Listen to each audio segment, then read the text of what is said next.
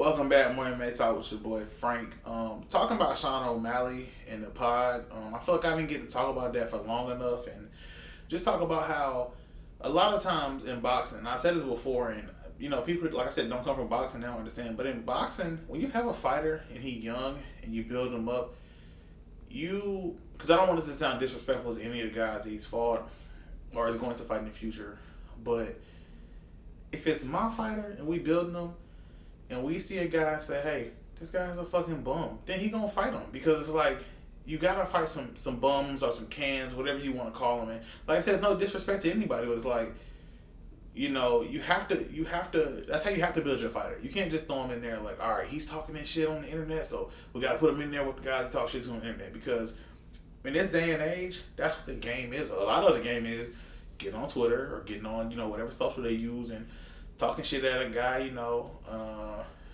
whether it's like whether a fight's coming from that or not. Like that's not how fights are made, but that's how the game is played. That was a bar. That's how the game is played, you know what I'm saying? So he plays the game well. He gets on there and talks shit to. He calls out Jan all the time, like what I'm saying. He knows what he's doing. You know what I'm saying? He knows how to build that social currency. And a lot of the times I feel like people are like, hey, well, they talking shit, they need to fight, and that's just not true. Just cause like when him and Cody Nolo was going back and forth, and he got injured in that fight, and Cody called him sugar free and all that shit. Like it was fucked up, and he talked about how Cody gets knocked out, Cody no chin, and they may say some fucked up things, which I don't even know if that originally came from him. I think they came from fucking somebody else, but you talk shit with guys, but that don't mean to fight Cody No Love versus Sean O'Malley, because the fight doesn't make sense. Because if Cody go out there and start shit, dude, that y'all don't even have ranked in the top 15. I checked. I had to look. He ain't even ranked top 15 now. I know he wasn't before, so it's like this up and coming guy from the contender series that we trying to build up. You go out there and put him against a former world champion, and the world champion beat the shit out of him. Then what? It's like this division's too deep. It's not like heavyweight used to be or heavyweight used to be where it's so thin that you put guys in there before they're ready. In other divisions too, but if you look at light heavyweight, Ozdemir, Volkan Ozdemir, whatever, and when he fought DC, though he had some wins, he was doing his thing. There's no fucking way he was ready to fight DC. I think I got a video on here. I can go find that shit. When I talked about he is not ready for DC. Like that one dimensional ass game, DC gonna beat the shit out of him. And what happened? DC whooped his ass, and since then. You fought a world champion for the world championship. So everything else has to be big names, you know what I'm saying? Guys that, they're there. So it's like, if you're not really there yet, you know what's going to happen. And I feel like what happened for him was he got knocked out, I want to say 2 or 3 more times. And that Yuri fight was just like, damn, bro, this is a seasoned fucking veteran in here. And you not there yet. But you have to fight him, because who else are you gonna fight? You can't fight no bullshit opponents. You fought DC. You know what I'm saying? So it's like he got fucked in that, and I feel like a lot of times guys they bump up too quick and they get fucked over by the UFC when the UFC just says, "Well, we done with you. You couldn't hang." You know what I'm saying? When they didn't build them how they were supposed to. And I feel like Sean O'Malley and Tim, I always fuck his last name up, but they doing the right thing. That's what you're supposed to do. Build your fighter up. Put him in there with guys that you think are bums, and when he beats those guys, and he can start raising up in level, raising up, and then he gets to the point where he's ready for the shit. Because if you look at Sean O'Malley, at 135, you look at how he's built, how hard he hits.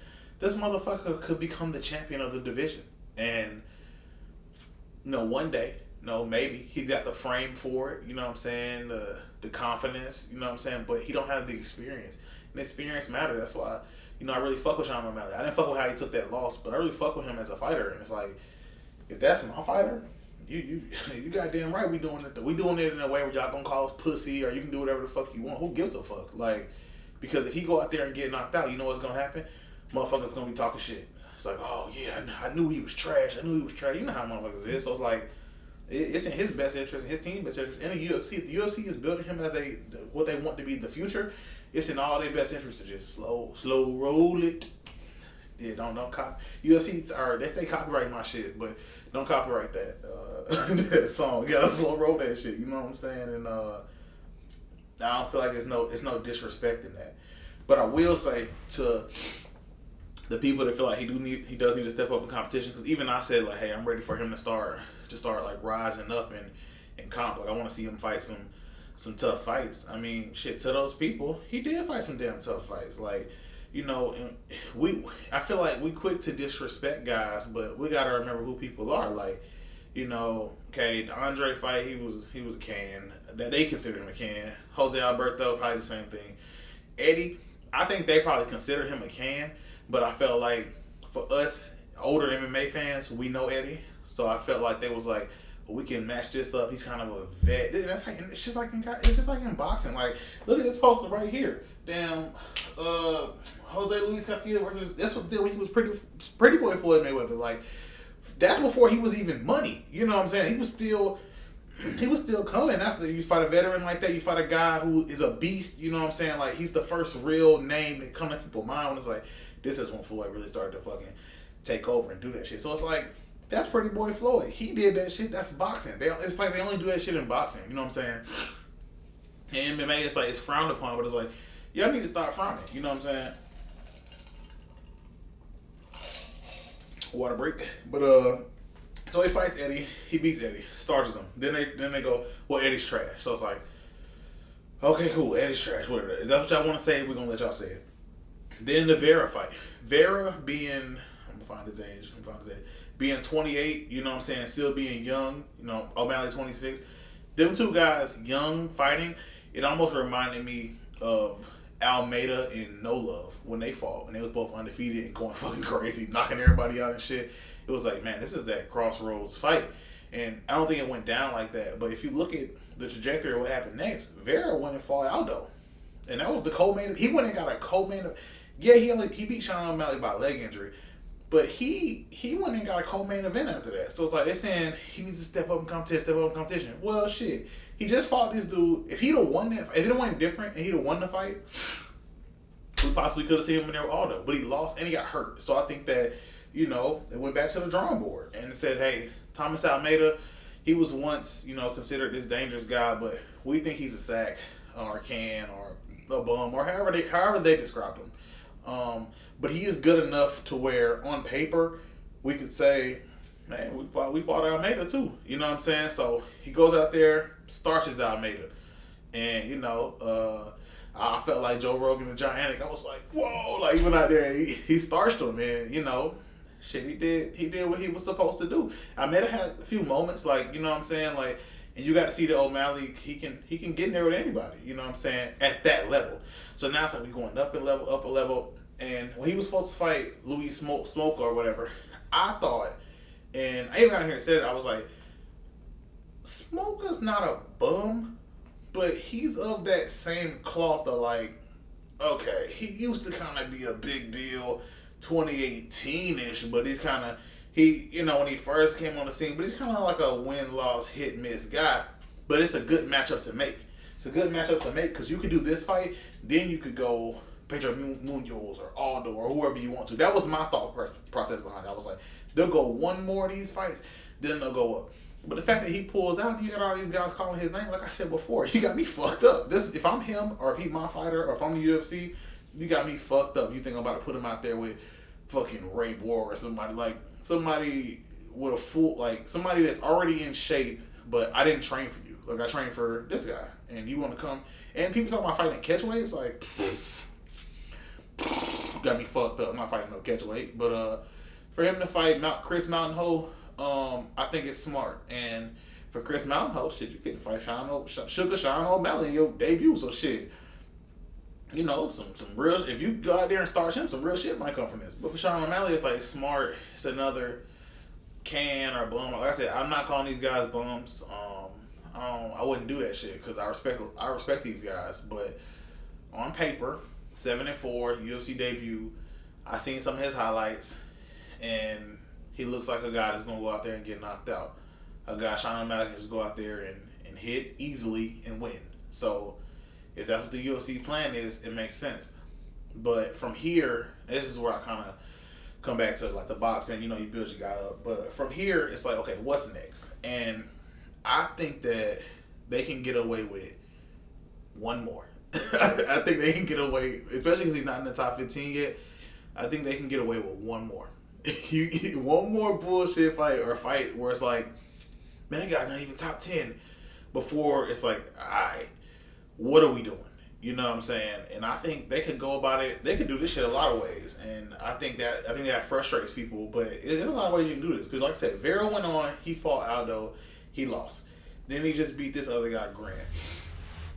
You could do that fight again, especially like with the money, and if you feel like your guy's better, with the money they can make from that fight, you could do it a co-main, or it could just be it could be a main event on a fight night. And I think especially because of how he took that loss, I think people will watch it. People will pay for it. And you can do his first main event that way. And I think you get a lot of money from that.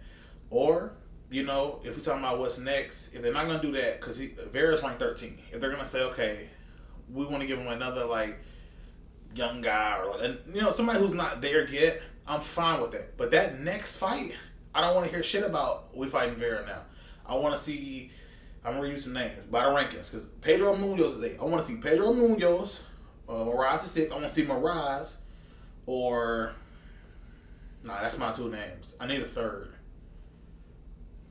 I don't want to see a Sunsao. I don't want to see Dominic Cruz either. So, no. 2. I got 2 names. I want to see Pedro Munoz or I want to see Marlon Moraes. After they do this fight, I said they do one more. I ain't gonna call him tune-up, but one more fight in there where you're like, all right, my guy's a plus 1,000 favorite. He's gonna win this fight. Then you go up and you say, all right, now we ready and we're gonna take this fight. And even if they don't, if they do 2 more, including this next fight, they do 2 more after that. I still I can't be mad at it too much, but I feel like that's when guys can start saying, all right, he's not fighting anybody. He's not fighting. That's when I feel like it's gonna be justified for the experts and shit to get on here and say he's not doing what he's supposed to do. Because former fighters and shit, they respect it. They know what the fuck going on. Like, and even active fighters that talk shit. Like, I brought up the Cody situation when Cody called him sugar free when he lost by injury, or them calling him Cody no chin and shit like that. Like, other fighters, especially in your division, that talk shit, that's different because they may talk shit, but they know what the fuck going on. You know what I'm saying? They know what's going on. They know what the UFC is doing, what your team is doing. So I feel like those guys can talk shit, but for the especially the people who don't know shit about MMA or boxing, it's like understand what you're seeing. Like, and I feel like it can't be too publicized. Like somebody got to tell them behind the scenes. Somebody tell these motherfuckers this is the plan. Like this is literally the plan. But they don't seem to understand that this is a fucking plan, and I think that he could do it again. Yeah, that's right. Yeah, they gave him the win. He did win. But that's what I'm saying. Like, they could do it a few more times before I want to see Moraes, or I want to see... Really, it's Pedro Munoz. Pedro Munoz is the name I want to see. Pedro Munoz is a known name. We know Pedro Munoz gets shit done. He's sitting right there at 8. That will be the one to make. I feel like that's it. Don't jump too high. Please don't jump too high. And get your fucking block knocked off. But I feel like that's the fight to make. I mean, shit. You can go and look at the top 15 list, and you can tell me who else you think on here he should fight. But I think it's Munoz. After this fight, I would like to see Munoz, or maybe one more name, a little, iffy name, and then Munoz. But y'all let me know what y'all think. But bottom line is, if you talking shit saying he not taking the fights, you don't know shit about fighting. He needs to fight Cody, and then those people, they're talking shit they need to fight. You don't know shit about fighting. You don't know shit about brand building. You don't know shit about building anything. So it's like, let's calm that down, and then let's just see what happens next.